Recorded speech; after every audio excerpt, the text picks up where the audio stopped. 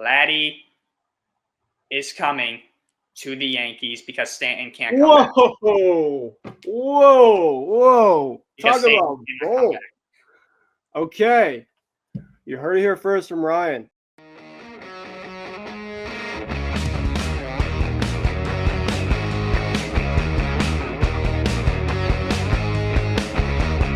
Hello, everyone, and welcome to another edition of Hitting for the Cycle.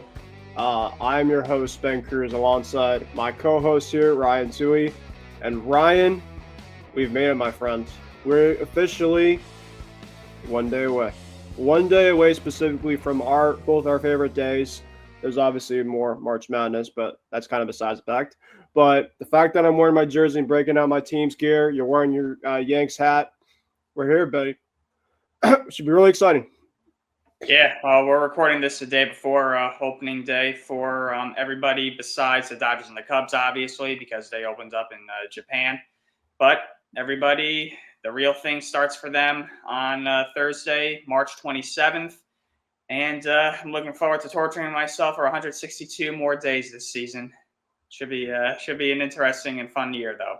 That's the best part of the overall season is it's mixed emotions no matter what. You're definitely going to have that as a baseball fan. So it should be really exciting. But before we obviously get into all of the topics for today, just really make sure to follow us on Hitting for the Cycle at HFTC ETB on the Empty the Bench podcast network. Also make sure to follow us on our socials at right here at follow Hitting for the Cycle on our socials. Also here at Hitting for the Cycle at HFCT CETB. Also make sure to follow us on youtube.com/ETB network. You can also make sure to listen to Hitting for the Cycle wherever you guys get your podcast. And as usual, guys, Hitting for the Cycle is presented by Playback. All right, Ryan. So to kick things off for our show today, we unfortunately have some very, very unfortunate news. As former Yankee Brett Gardner, his youngest son, I believe, yes, his youngest son Miller, passed away on a family vacation in Costa Rica. Ryan, if you have more information specifically, because obviously you're a Yankee fan, that'd be awesome. But regardless of the fact, this is just very, very heartbreaking news. I think it was a picture specifically that I saw on social media, and just I know that the Yankees, of course, sent like a overall statement out kind of about this, and just really, really unfortunate news to say the least about his son, and my heart and condolences go out to the family. Yeah, it's horrifying news. It's absolutely terrible. This news broke over the weekend on Sunday, I believe.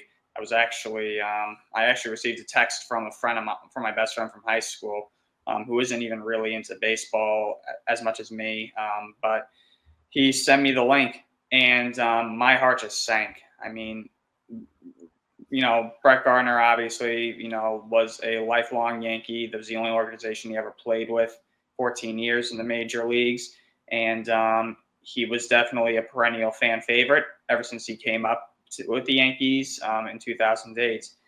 And when I heard this news, my heart just sank for Brett and his wife Jess and their other son Hunter and the rest of the Gardner family.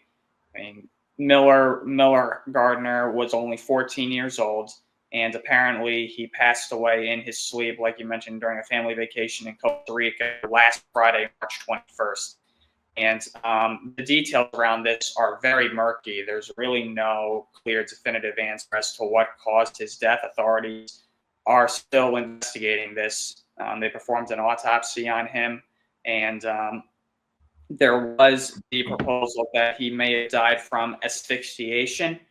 Costa Rican authorities, however, have ruled that out. So, they're still not 100% sure as to what caused Miller's death. But apparently the Gardner family went out to a restaurant somewhere in Costa Rica, not far from the resort that they were staying at. They were staying at a luxury resort, and they apparently ate some food that got them all very, very sick. And obviously, I don't know, obviously, but Miller fell very ill and passed away in his sleep. And the family released a statement a couple of days after it had happened saying, "We have so many questions and so few answers at this point, but we do know that he passed away peacefully in his sleep on the morning of Friday, March 21st. Miller was a beloved son and brother, and we cannot yet comprehend our life without his infectious smile. He loved football, baseball, golf, hunting, fishing, his family, and his friends. He lived life to the fullest every single day." And you never get over the loss of a child. And it's so unfair how, this young boy is just like, is just gone. There's no way you can comprehend there's no way you can comprehend it. It's just terrible all the way around. And, like I said, our thoughts and prayers go out to the Gardner family and to the Yankee organization. The Yankees released a statement too, and they obviously are there for the Gardners. Michael Kay broke the news over over a spring training game when they were announcing the game. Joe Girardi was in the booth with him, and Girardi obviously was Gardner's manager for the majority of his career, so he was choked up and he started to, cry a little bit in the broadcast booth, understandably so. Carlos Mendoza, the Met manager, who was also a coach for Gardner as well, offered his condolences. There's just so many murky details about this, and there's something's not right here. This just doesn't happen. This doesn't happen, and this is a healthy young boy, an athlete, 14 years old. He's still growing up, and all of a sudden he just passes away in his sleep. Something's not adding up. I don't know what it is. I don't want to make any assumptions, but I hope that they're able to figure this out relatively soon. However, according to various news outlets, it could take a little longer than that. They're saying that it could take maybe a few months, depending on what, I don't want to make any assumptions with this. Mm-hmm. And an extremely sensitive topic. And, like I mentioned, they did propose maybe food poisoning or asphyxiation, but that was ruled out because his airways were clear. So it's all speculation really at this point. But something is definitely just not adding up here. And like I said, I'm not going to assume anything, but yeah, this doesn't happen. Something's not right. And I feel for the Gardner family. I'm sure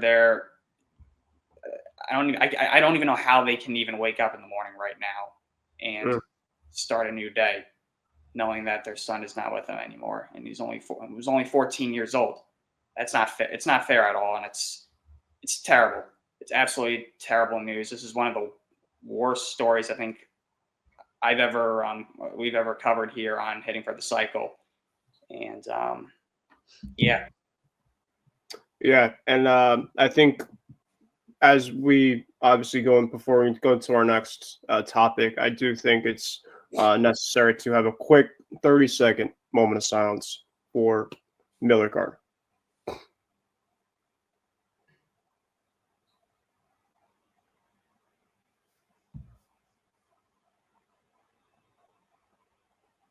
Yeah, it's really, really tough. And I do hope that you guys obviously have a moment of silence tomorrow before the game against the Brewers. So my prayers, like Ryan was mentioned, very, very somber and very heartbreaking to hear something about this.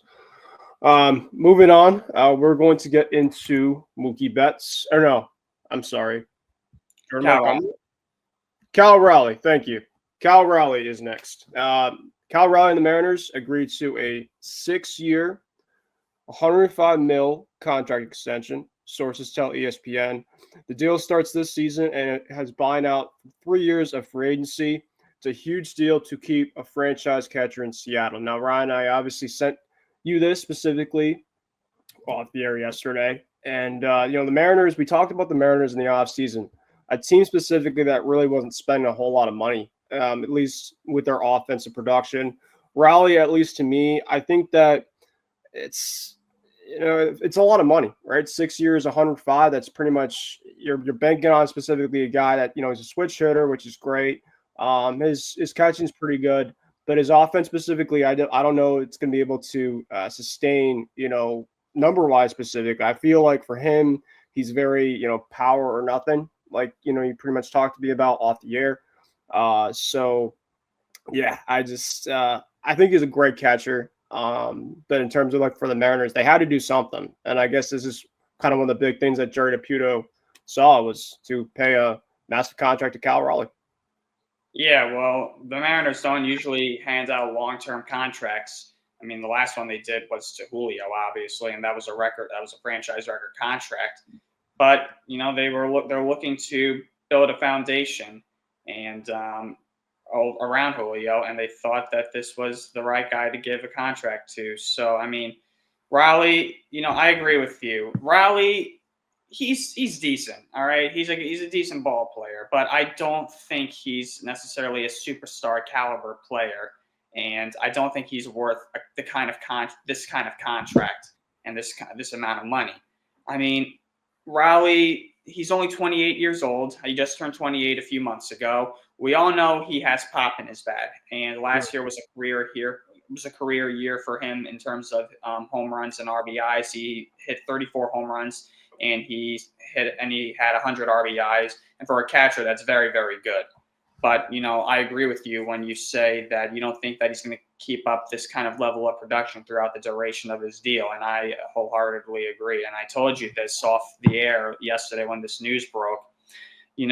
I feel like this has the potential to be another Chris Davis albatross. For anybody who remembers Chris Davis with the Orioles, he had a 50 home run season in 2013 and, had a couple more productive seasons after that. And then the Orioles gave him, I believe, a 7-year deal in 2015 or 16. I forget the year off the top of my head. But Davis's numbers just plummeted immediately as that deal began. And it got to the point where he was benched during the 2018 season. And then after 2019 and 20, he was out of baseball because his production was just not there anymore. And, Raleigh, I'm looking at his numbers. He's been in baseball since 2021. And, his power and his RBI totals have been very respectable. Chris Davis, by the way, his contract was 7 years, 161 million. So that was much more than this contract. But yeah, Raleigh, you'll look at his home run totals. He hit 27 home runs with 63 RBIs in 2022. He won 30 home runs, 75 RBIs in 23, and last year, like I mentioned, 34 home runs and 100 RBIs. So his numbers have gone up power-wise. But like you mentioned, that's really what he's known for. He's never been an average guy. He doesn't hit for average at all. He's only a career .218 hitter. So don't expect him to hit consistently. He really is. He's kind of a catcher version of Kyle Schwarber. He's either going to hit a home run or he's either going to hit a home run or he's going to strike out. And I just don't know if that is the kind of guy you want to give a contract like this to. So, he might be. I'm sure, like I said, he's only 28. I think he can give you maybe three or four more seasons of pop. I think he could hit maybe around 30 home runs for a couple more seasons. But towards the tail end of this contract, especially being a catcher, the wear and tear it takes on your body, I don't see this production keeping up. And I think it might get to the point where the Mariners might even just eat the contract and DFA him in the latter years of the deal. Yeah. Fun fact really quick about Cal Raleigh before we get into our next topic is I saw Cal Raleigh play by Red Sox a couple of years ago at Fenway. And, of course, a game that I saw him play, he had 2 homers, both from the same side. Oh, I mean, from opposite side. I'm sorry. He hit one early on the game from the left side, and then he hit an absolute moonshot. I mean, we got absolutely blown out that game, but he hit a moonshot from the right side over the monster. So, yeah, he's very power or nothing. But when he can hit them, he hits them. So, congrats, I guess, to the Mariners. This is what they paid for. But like you said, Ron, I think this is a very risky type of contract. I mean, if anything, give him maybe 3-4 years because I think that latter part is going to be really, really tough to, eat up if they have to. Yeah, and, he's a decent catcher. He won a Gold Glove last year. So, his defense has gotten better. But even that, I don't expect to really be sustainable that much. I don't know. I've never been a big Cal Raleigh guy. Like I said, these power or nothing guys, I'm very ambivalent towards, and Hmm. that's just the way I feel about Cal Raleigh. I know that he's a fan favorite in Seattle, understandably so. I mean, he's also part of one of the most legendary moments in Mariner history when he hit that Yep. walk-off home run a couple of years ago that sent the Mariners back to the postseason for the first time in an eternity. So he always has a special place in the hearts of Mariners fans. That might have maybe also been a part of why they gave him this contract, is because the fans do love him. Hmm. But yeah, I just don't know if it's worth it at the end of the day. Well, we're gonna have to see specifically if it's worth it. Moving next to is Jordan Montgomery for the Arizona Diamondbacks. Jordan Montgomery unfortunately has to go under the knife, and man, for that 2 year span for Montgomery, at least so far with the D-backs, has been nothing short, unfortunately, of a disaster. We talked about Montgomery at nauseum last year, a guy specifically that was a free agent, and he pretty much waited out throughout spring training in terms of trying to find a new team.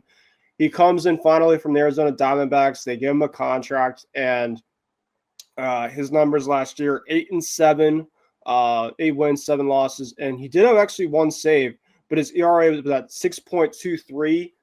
So he was getting lit up, I'd say, more than he was having consistently great starts. And now, I saw a tweet yesterday, when I was at work, saying that he was hugging teammates. And I thought for a sec that he was hugging them because there was a lot of speculation with Montgomery that the D-backs wanted to trade him. The front office really have just had to say, listen, just it doesn't seem like it worked out for the first year. We want to hopefully try to get something back in return. So I thought he was getting traded, but no, he was hugging them because he knew for a fact that whatever that his injury was, it wasn't going to be great. Yeah, I feel for him a lot because this was a guy, at least for a good, little stretch here, that he was a very consistent arm. I actually wanted him on my Red Sox last year. He's a type of guy specifically you can put in the middle part of a rotation. And he's just going to eat up innings. He's not going to, more likely than not, be an ace, but he's definitely going to be a great innings eater. And you need to have those specifically for if you want to have really good teams. You need to have some innings eaters outside of like aces and other type of arms. So just really feel for him. His tenure here is going to be likely done. Obviously, the fact that they wanted to trade him possibly before they heard this news, I think that it's pretty much going to be a given.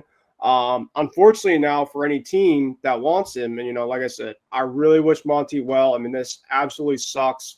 Now, unfortunately, now with Garrett Cole, he's going on Tommy John. You have a couple of guys now that are going under the knife. And, like I said about the Cole news, you just don't want to see anything like this. So it's just really hard to see.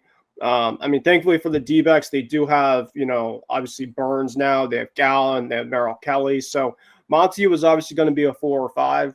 But regardless of the fact, Monty was going to be a great arm for them. I think it was honestly going to be one of my bounce back candidates. If you talk about bounce back candidates, I think that he was going to have a bounce back year because he was going to have a lot more reps in spring training, which he really liked last year. He got that this year. Now season's over for him, and it sucks for him. Yeah, well, it's unfortunate that we'll never know for sure if he would be able to bounce back this year. And, like you mentioned, his time in Arizona has just been a disaster. We talked about it a lot, last year when he was a free agent, him waiting till right before the end of spring training to sign with the Diamondbacks. And he was very pissed that he waited as long as he did, so much so that he even fired the man himself, Scott Boras, and told him and said that he completely botched his free agency. Montgomery never got in a groove last year. He never got it together in Arizona. And like you mentioned, he just got lit up like a Christmas tree. He was getting booed by the Diamondback fans in Arizona. So it was just not an enjoyable season, obviously. And the atmosphere just got so toxic that the Diamondbacks' own owner, Ken Kendrick, was so disgusted in Montgomery's performance that he flat out said verbatim, It's our biggest mistake this season from a talent standpoint, and I'm the perpetrator for that, or I'm the perpetrator of that. And he flat out called giving Montgomery a contract a horrible decision. But that's a little harsh. And I mean, it was also only a 1-year contract, but the second year, I forget, was a Montgomery joined the Diamondbacks shortly before last season. It was a 1-year, $25 million contract with a $22.5 million player option for 2025. So that was his contract, and this is coming from Eric Richter of the New York Post.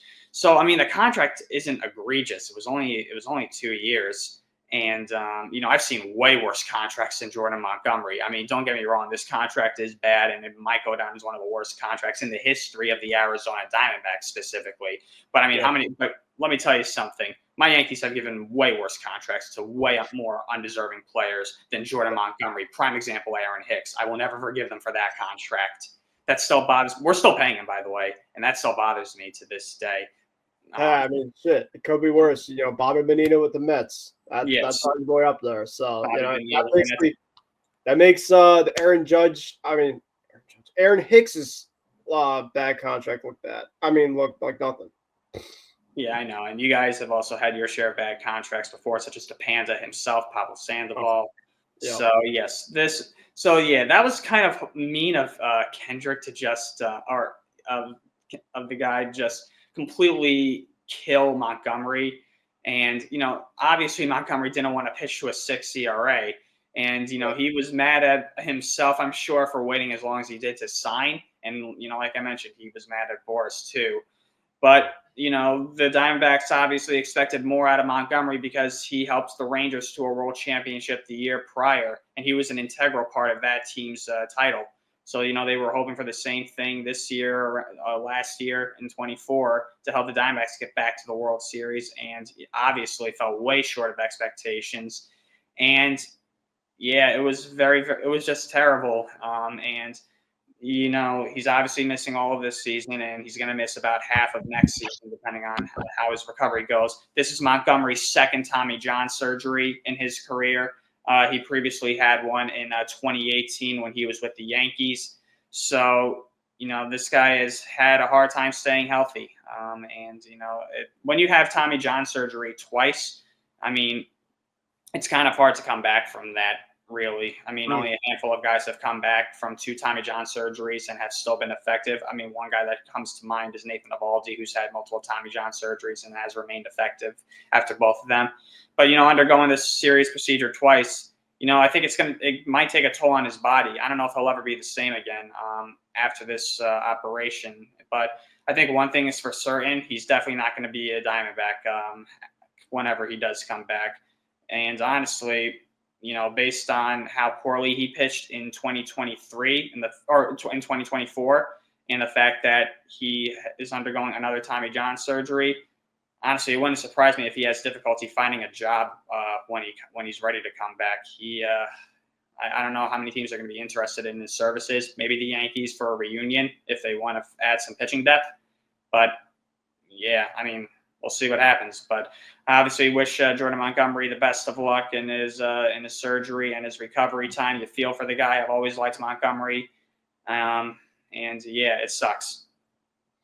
It does suck. But it really, for him, he's going to have to, go under the knife, and, it sucks. It's never fun. So, my prayers go out to Monty, as he's obviously going through this right now. All right, we're going to get into now something with a former Red Sox, and that is Mookie Betts. Mookie is obviously one of the best players in the game, and he's obviously trying to go back-to-back this year with that Dodgers team.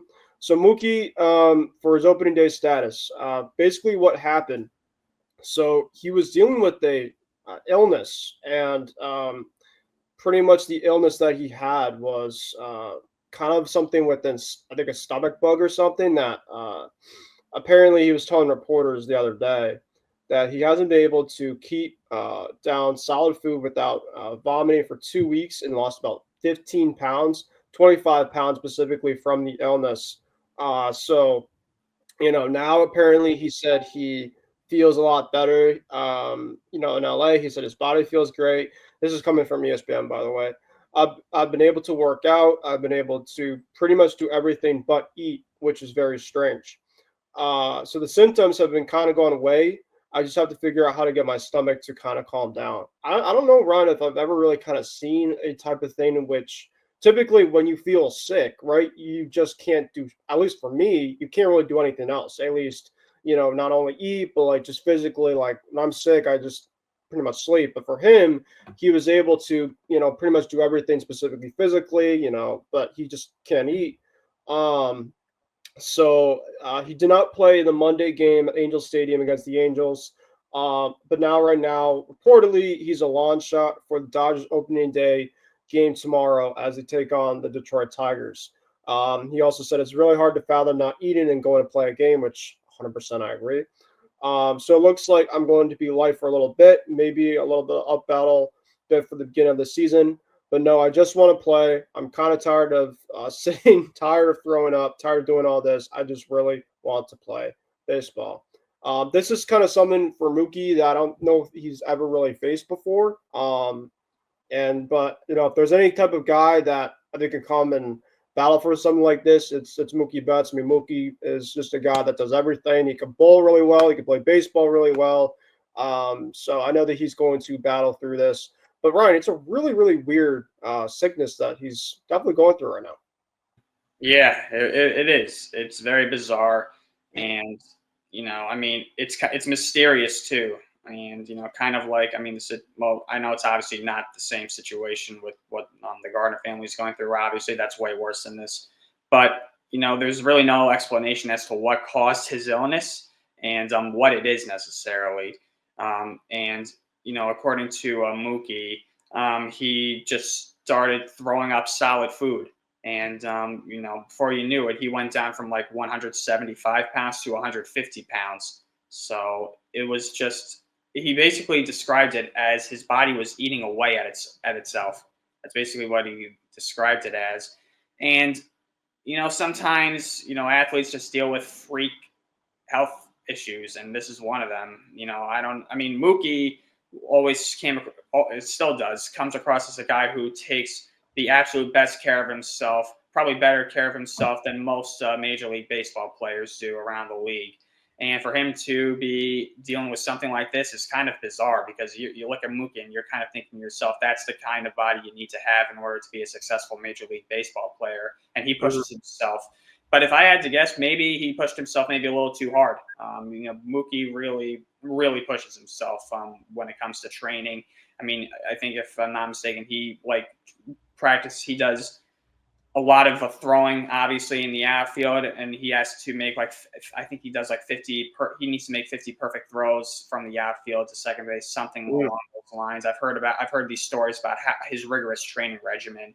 So maybe Mookie obviously is a little older now. He's in his early 30s. I mean, he's still in his prime, so he's not slowing down or anything. But yeah, I'm not making any speculations or anything like that. But maybe he just pushed himself a little too hard. But yeah, he just was dealing with a stomach bug, and it obviously made him unavailable for the Dodgers 2 games in Tokyo against the Cubs. Mm-hmm. So he wasn't able to participate in that. And his opening day status is still kind of up in the air right now, like you mentioned. But if I had to guess, I think he'll be in the lineup tomorrow. It's opening night for the Dodgers. I don't think he wants to miss it either. Yeah, I think he'll play tomorrow. But it wouldn't surprise me if Dave Roberts pulls him after the 7th or 8th inning, as the game is getting closer to the end, just to give him a little more rest. Because he said he's still not 100%. But Mookie, I think, it sounds like he's on the right track, and it sounds like he's starting to get his strength back. But it was a very bizarre story. And obviously Mookie, like you mentioned, one of the best players in baseball, and the Dodgers obviously want the best lineup out there. I mean, even if they were to lose Mookie for a little bit, they still have a ridiculous lineup that I don't think it would affect them too much, which is crazy to say, because for any other team, losing somebody the caliber of Mookie Betts would be detrimental, but not for the Dodgers. They're the only team in baseball who could handle losing somebody the caliber of Mookie Betts. Yeah. But he said that he's starting to feel better. and he's shooting to come back to the team tomorrow for opening day, or in the case of anybody listening to this podcast or watching it today or tonight. So, it sounds like he's, slowly starting to come around. It'll probably take him maybe a couple of weeks for him to regain some of that weight. I think he's already starting to regain some of that weight because, like I said, initially they said it was, I think 20, 25 pounds, but now I think he's gained a couple of pounds back. Now I think it's down to 15 or something like that. Yep. So, it sounds like he's on the right track. But, you wish Mookie, a speedy recovery. I mean, he'll definitely be back relatively soon. But, yeah, it was just bizarre how this all happened. There really wasn't too much to cover when it came to this. All it was Mookie dealing with illness or virus or whatever, won't be available for the Dodgers in Tokyo, and opening day status uncertain. So, there just wasn't too much to cover when it came to this, and there was all speculation as to what could have caused this. But yeah, it sounds like he's starting to come. It sounds like he's getting over this now, which is the most important thing. And we'll see if he's ready for tomorrow for opening day. But I do think he's going to be in the lineup. Yeah, really quick before we get into our next thing, which is opening day stuff, is I thought originally, kind of looking at this kind of reminded me of a neurovirus that's been kind of floating around, at least for a while, in which, by the way, Ryan, I pray to God you don't get this ever. I had this a couple months ago. My brother had it. Yeah, it is arguably the worst sickness I've ever had, hands down. And this was something I thought Mookie possibly had, because I'm not going to get into more detail. It's bad. Hitting for the Cycle is presented by Playback. Watching sports is more fun with others, but we spend too much of our time watching alone. Playback is a virtual space where communities can stream live sports together with everyone perfectly synced up. Creators can hop on stage, deliver their own play-by-play analysis and commentary, and invite viewers up for Q&A. Playback makes watching sports fully interactive and a social experience, from playing fantasy sports, repping your favorite players and teams, and watching with the commentators and communities you care about. Win or lose, sports are best enjoyed together. Join our community by going to playback.tv/CTB Network to find out more, including our live stream schedule. And now back to the show. Moving on, we're going to talk about some great stuff now because, like we said, Ryan, tomorrow is opening day, right? And obviously, I know last week we did kind of get into a little bit of a preview, kind of some things to kind of watch out for, a couple matchups and stuff, but we will kind of give our audience kind of a refresher in terms of some matchups definitely to watch out for. Of course, your Yankees, Ryan, tomorrow are going to be taking on the Brewers at Yankee Stadium. So far, the weather looks pretty promising. It's going to be about 50 degrees and clear. So, I mean, heck, you can't complain, I guess, too much, right? It kind of feels like opening day, kind of that little chill, in the yard. You kind of know for a fact that baseball's back. And then my Red Sox will be playing at 4 down in Texas. Like you guys played down in Texas last year to open up the season against Houston. We're going to be down in Texas to take on the Texas Rangers, who obviously are going to have a pretty good season, I think, this year. And then kind of looking around the overall league still, you got the Orioles taking on the Blue Jays. I think two teams that I would say, kind of going neck and neck, I think, for a lot of this season.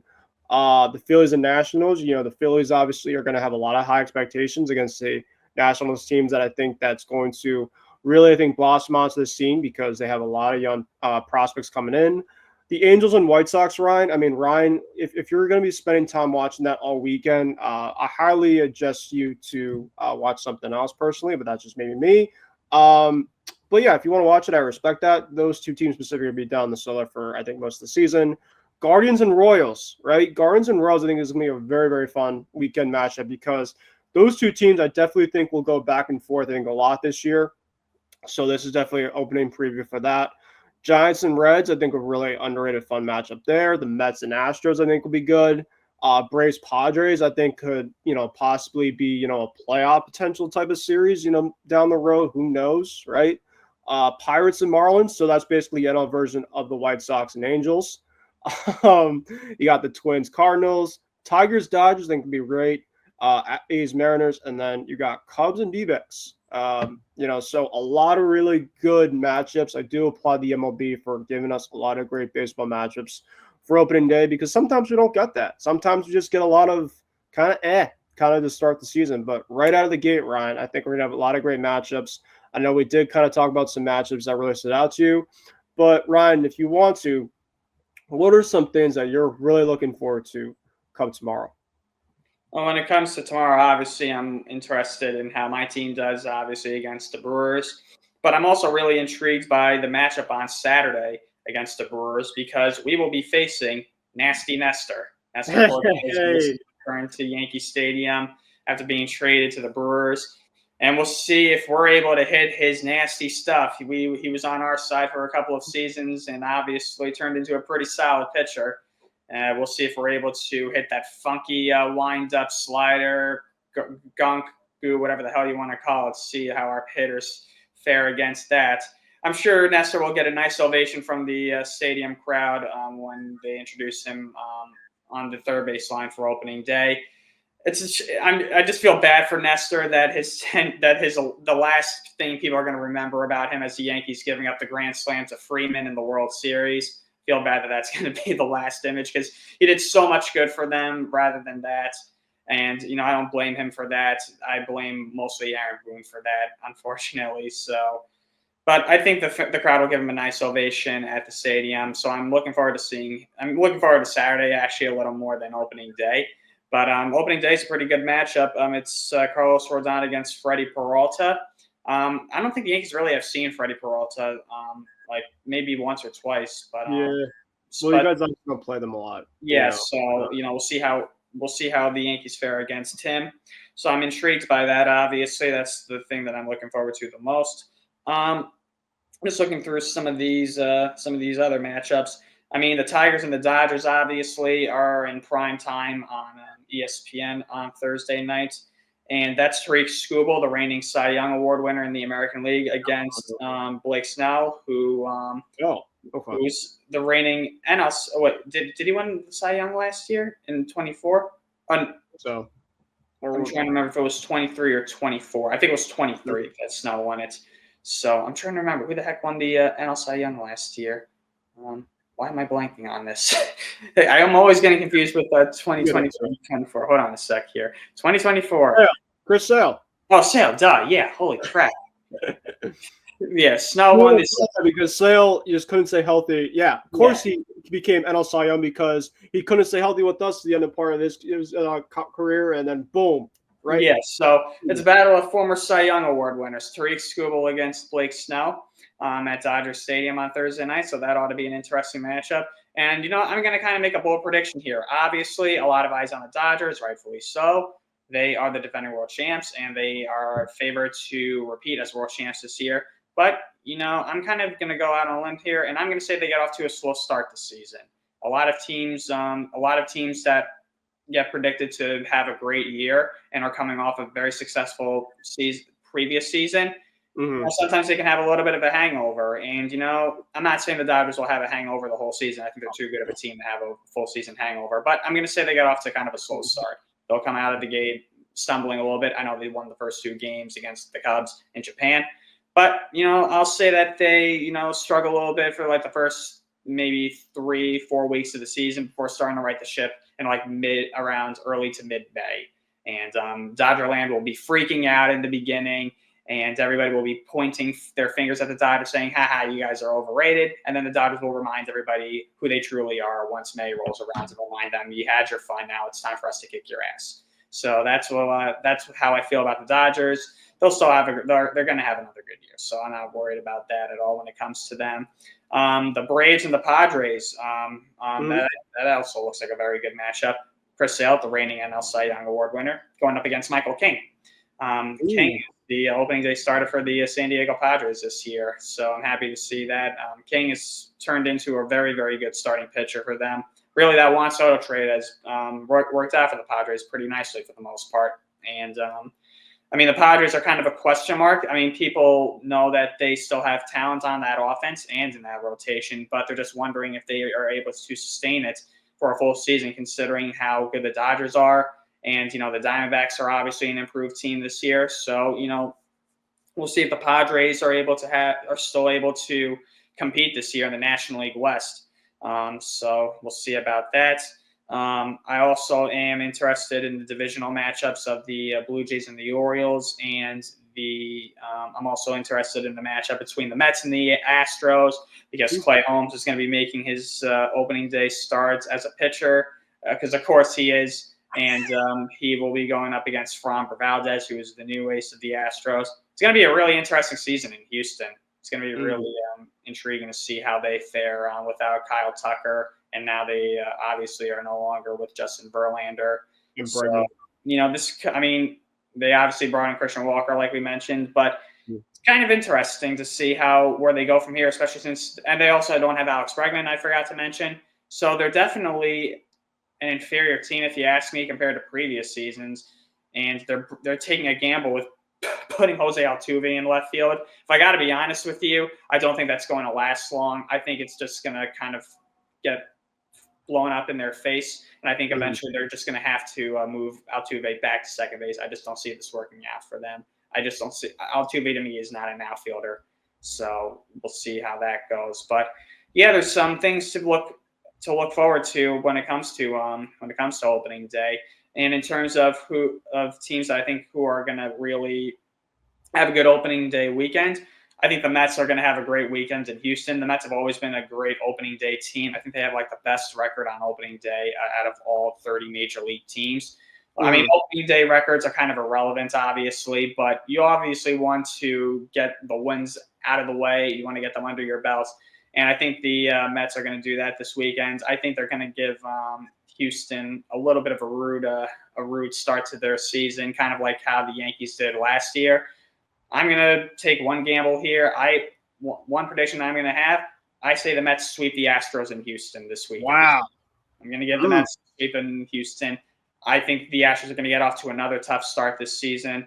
Do I think they'll be a good team this season? Sure. I'm never going to count the Astros out, but I do think that they're going to get off to another slow start this season, and I'm going to say the Mets sweep the Astros in their home ballpark this year. And I will also say, also the Red Sox and the Rangers, Nathan Eovaldi against Garrett Crochet. That's another intriguing matchup.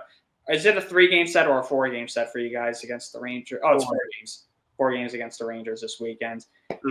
I'm going to say you guys split the series. I think you guys will take 2 games, and I think the Rangers will take 2 games. I think you guys are kind of similar in certain areas, but just different in other areas. You guys have a stronger rotation than they do. I think they have kind of a stronger offense than you guys do. So I think you guys will. I think you guys will split the series this weekend. So yeah, those are some of my opening day predictions and opening weekend predictions. All right. I'll pick at least predictions for you, but I really want to, before I get into predictions, what is one thing that you did not talk about that I was going to talk about in that regards about a home run streak on opening day? Do you happen to know this player? Home run streak. Oh, I know. Oh God. I know who this is. What's his name again? O'Neill. Yep. Tyler O'Neill. Tyler O'Neill broke the opening day home run streak last year. That was his 5th straight opening day with a homer. With my Red Sox there, I'm going to miss TON this year, trust me. But what's really cool is he's going to have the chance to continue that streak back in his home country in Canada, as the Orioles, his new team, are going to be taking on the Blue Jays. So I did want to obviously mention that really quick. As Tyler O'Neill on opening day, it's always great when you talk about that. If you want to bet Tyler O'Neill home run tomorrow, go ahead, because I think that you'll feel pretty good about that. So I do want to talk about that really quick. The Brewers and Yankees series, you're going to get the chance to see Nasty Nestor pretty much right out of the gate, Ryan. So congrats to you. I do think that the Yankees are going to take 2 or 3 against Milwaukee. I just don't think that the Brewers' offense is kind of there. I think that the pitching for the Yankees should be able to be okay against the Yankees. The Yankees pitching should be able to do okay against the Brewers' offense. So I'm going to say 2 or 3 for the Yanks. For the Red Sox-Rangers series, Ryan, I think that we're going to take 3 or 4, actually, because the Rangers are bringing out 4 righties, and the Red Sox last year offensively did fine against right-handed pitching. They're going to be taking Eovaldi, who the Red Sox, and I love Nasty Nate, but the Red Sox hit him pretty well last year. So I'm going to say that the Red Sox tee off tomorrow. Sorry, Nate. Jarren Duran, home run, here to her first. And Crochet is going to absolutely shove. I definitely think he's going to come in and probably go about 6 innings, probably I'd say 3 runs, 10 strikeouts. And the Red Sox win tomorrow. I'd say 7-3.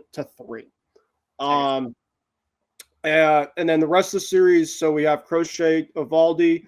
Friday, we have Tanner Houck against Jack Leiter. Jack Leiter is somebody that the Rangers are bringing into their rotation that I think they're really high on, but apparently he has a lot of inconsistencies with his command. Saturday, we got the debut of Waka Beulah. He's going to be taking on Tyler Mahle. So I kind of like that matchup there. And then Sunday, we get to face Jacob deGrom. So it's going to be tough, right? But I feel like the Red Sox offense is going to come right out of the gate. And they play really good on the road, too. I mean, last year I thought they played really good on the road. So I feel about that. The Mets prediction that you had is very bold. Didn't you guys sweep the Astros there last year? Yep, swept them in 4. Actually, just one other thing that I wanted to quickly just add on to that. One more prediction. Juan Soto will hit his first Met home run on opening day. Yeah, that sounds about right. Yeah, especially because he gets to go back to Houston opening day weekend just with the other New York team. And I put it on a tee, Fromber. But yeah, Clay Holmes being the opening day starter for the Mets is going to be really, really interesting to see. But I think that for the Mets and Astros series, that's a 4-game series. I think that it's going to be. Yeah, I agree with you, Ryan. I don't think that they're going to sweep them. I'm going to say the Mets take 3 or 4. It's a 3-game set. Is it? I think it's 4. It's an interleague matchup. There are no 4-game interleague series. This one there is. I'm looking at ESPN right now. There is? It doesn't make sense. Wait, no, you're right. They don't play on a Sunday, which is really weird. So they play Thursday, Friday, and Saturday. All right, well that's kind of strange. Usually it would be Thursday, day off Friday, Saturday, Sunday. Yeah, they have no game on Sunday. They can go to church. Yeah, I guess so. Unless I'm looking at this wrong, but other predictions that I have, the White Sox are going to be a dumpster fire, but we pretty much already know that. Mike Trout is going to be off to a great start. Just crossing my fingers, and I pray to the God that he stays healthy. I lost hope for that, honestly. Chris Sale, my former Sox, he's going to be taking on your former Yank.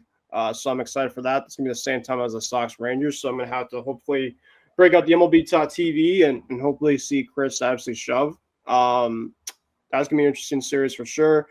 The Dodgers prediction that you had, I'm not going to say they're going to get off to a really, really slow start in terms of being on a consistent massive losing streak, but I think they're going to be kind of coasting a little bit in that first half, in which the fact of I think there's going to be a lot of injuries. You can kind of already see it from I'm not praying for that whatsoever, but guys like Blake Snell and Yamamoto, Sasaki, Glasnow, they just have a ton of injury risk. And I just worry specifically about for a 162-game season that they're going to be able to all stay on the field healthy. I just don't see it. So, if they have a couple of guys down and, the D-backs maybe kind of start off a little on the hotter side and they maybe kind of cool off a little bit, I wouldn't be surprised about that either. So those are some of our opening day predictions. And to quickly wrap things up with kind of our baseball and our opening day type of vibe, we're going to get into some over-unders with some win totals on some teams.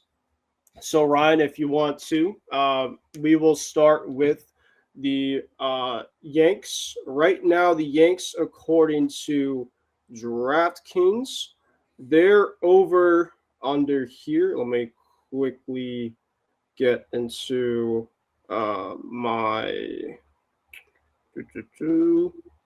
There we go. We're going to do it based off of DraftKings, which is, to me, the most trusted sports book out there. That's just obviously my opinion.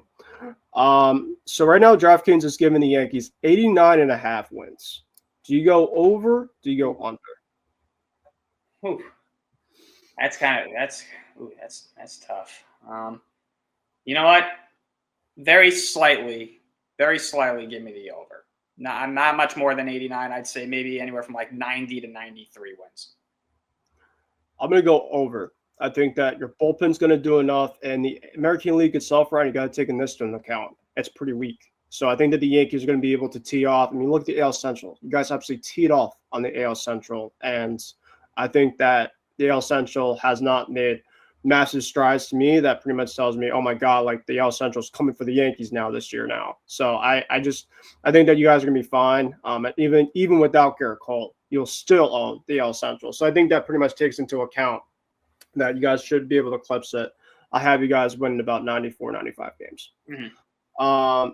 Let's go to my Red Sox now. Over, under, according to DraftKings, 86.5. I'll start with me. I'm going with the over, hammering the over, especially with the unfortunate news to Garrett Cole for the Yanks. I think that the Red Sox are definitely going to be able to take probably a couple more games against the Yanks this year compared to last year. We also have much better pitching this year, and our offense is much better, of course, adding Alex Bregman. I know, of course, a lot of injury, hoping that there's no injuries and stuff like that. We stay healthy. But 86.5, I mean, heck, I was even kind of thinking before we got Alex Bregman, Crochet and stuff, I was thinking maybe 88, 89. Definitely hammering the over now with all the additions we have. Yeah, well, before the Bregman move, I was thinking you guys could win around maybe 85, 86 games and get in as a wild card. But obviously bringing in Bregman now is huge, and that kind of changes things. And obviously the Yanks without Garrett Cole for the season also plays a role. So, yeah, give me the over. I'll say you guys go anywhere from like maybe around 90 wins, anywhere from like 87 to 90 wins. We're going to stay with the New York market. We're going to go with the Mets here, Ron. Okay. Mets currently right now have 90 and a half. So they're projected around 91. And I mean, I did my MLB season predictions. You guys could take a look at that on X if you guys are curious. But for me, for my predictions for the Mets, I had them at 89 wins. So right now they're predicted about 90 and a half. So I'm going to go very slightly under because I do have a couple more other teams ahead of them with the Braves and the Phillies. Yeah, I think I'm going to take the under too, like you, slightly under 90 wins. Don't get me wrong. I think the Mets are a good team, and I think they'll make the playoffs this year again. But I think they're a wild card team, and I just don't like their starting rotation that much. Okay, so we're gonna go to some bad teams because why not? We have the luxury to. So we're gonna go to the two worst teams projectedly from the two leagues: the Rockies. Well, the Rockies and Marlins, I guess you can kind of make a mixture with it, and then they have the White Sox. The White Sox, Ryan. They're right now over under total is 53.5 wins. So you can go first. 53.5 wins. Okay. The White Sox are terrible. If anybody's been living under a rock, they are terrible. And they're going to be terrible again this season for the 1,000th time. Coming off the worst season in modern baseball history last season, how much worse? I don't think they can be worse than that. 100, what was it? 109, like 53 wins? 53, yep. 53 wins, that would equate to 109 losses. You know what? I'll be nice. Give me the over. I'll give the White Sox 56 wins. 56 and 106. All right. Yeah, I'm going to go under, actually. I think they're going to be about 52, 51 wins, but it doesn't really matter. They're going to be asked regardless of their number. That's why I'm doing this for you. The Rockies right now are 58.5, so they're projected a little bit more than the White Sox are, but not too much more, probably because they have a little bit better offensively. That's not what I've seen a whole lot. For the Rockies, what do they have for my wins for the Rockies in my prediction? I had 60. Perfect. All right, so the books are definitely listening to me as of right now. So I'm going to go a little bit over for the Rockies. For my preseason predictions, I had them at 62. I had them at 60 and 102. Okay. So what'd you say? You said you had them at over? Yep. Yeah, I'll go over very slightly. I'll give them like 60 wins. All right, we're gonna get into a couple. I wouldn't say controversial specifically what they have, but like a team like the Cincinnati Reds. The Cincinnati Reds right now have 78.5 wins projected by DraftKings. Now the Reds, I think specifically, are going to be my third place type of team. To me, that kind of feels a little under. in terms of kind of what they're projecting. I think the Reds are going to be a much better team. I got them at 82 wins. So I'm going to go over for the Reds. Yeah, I'm going to go over too. I think bringing in Francona as manager is only going to help them. I think they might. I think I kind of feel the way about the Reds as I did about as what the Tigers were last year, where they try to find their identity for a good portion of the season, and then towards the tail end they get into a groove.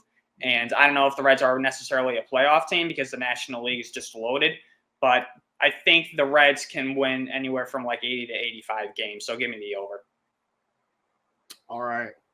Because we're almost out of time here, Ryan. Is there any other teams that you want to hear about the word over under win total? Sure. Let's do the you want to do Phillies? Let's do Phillies, Astros, and Dodgers. Phillies, Astros, Dodgers. All right, we'll start with the Phillies. Phillies right now are 91.5. So for me, the Phillies currently in my projections, I have them at 92 wins. So I'm a little bit slightly over for the Phillies. Like the Phillies are going to have a really good season. They obviously had a Jesus Luzardo, so I think that their rotation is very strong. They'll be able to go toe-to-toe a lot with the Braves and the Mets in the division. And obviously their offense run, I think the last kind of full year of their offensive core. I've heard that from a lot of different podcasts that I've been listening to, baseball previews. But like, if they don't get it done now, they're never going to get it done. So I think that 92 wins for the Phils. They're going to have a really good season, but they're going to have to get it done this year. Yeah, I'm going to go the under, honestly. I think the Phillies, like you mentioned, they got good pitching. But their offense for the most part should still be good, but they're getting older. And I think if they were to have won the World Series, they would have done it. They should have done it by now. I don't think this is going to be the best team that the Phillies are going to put out onto the field. So give me the under for them. All right. Next, we're going to go to you wanted the Astros, right? Astros, yeah.